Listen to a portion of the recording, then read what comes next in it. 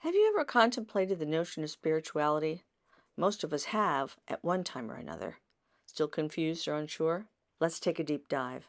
Hello, I'm Dr. Margaret Cochran, and this is Wisdom, Love, and Magic. Spirituality is a relationship one has with the unknown.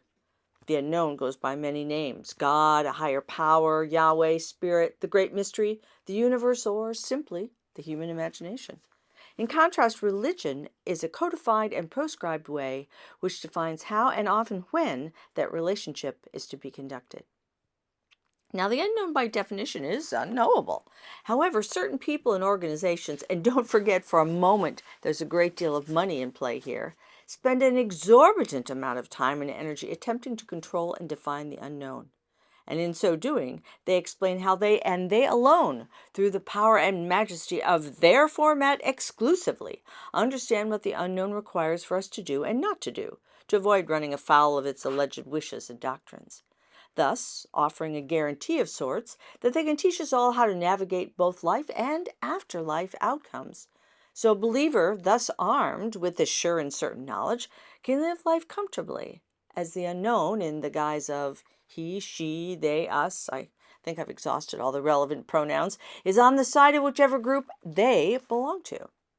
Wars have been fought over this. Wars are still being fought over this. Wars about who said what and when, the proper costume to be worn in the presence of the unknown, what the unknown wants us to eat, and how to prepare the food, if one is allowed to personally communicate with the unknown, and when and where all these things may be done.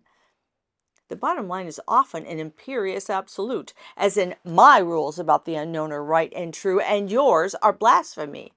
Or said another way, my beliefs are a religion, and yours are but the stuff of mythology.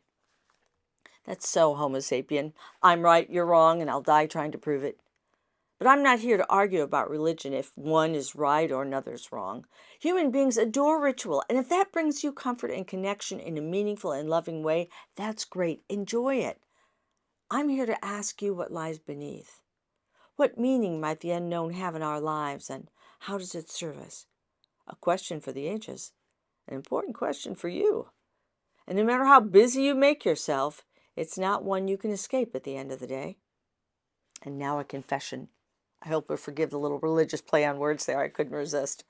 I admit it, when it comes to the great psychoanalyst Carl Jung, I'm a total fangirl.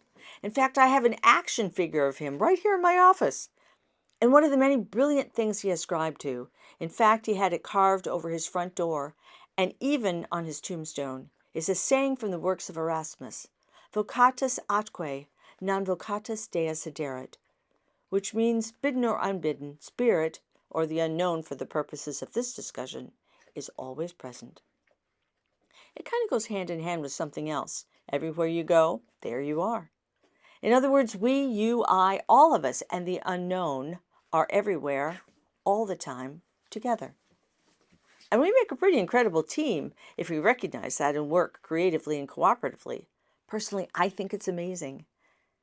But this makes some people really uncomfortable, even threatened if they make their living by interpreting the intentions of or making rules in the name of the unknown. However, like it or not, each of us is a unique being, and the unknown is going to feel a little different to every one of us. In short, one must arrive at one's own understanding of the unknown, and we have to be able to move our egos out of the way to do so.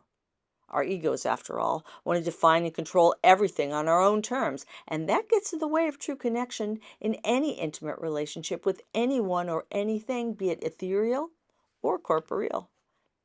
It's up to you. Perhaps you'll choose to take some time to access the unknown within. There's great beauty and wisdom to be found there if you do. Just take a moment or two and listen. Because vocatus atque, non vocatus Dea sederit. Until next time, I'm Dr. Margaret Cochran. Be safe and be well.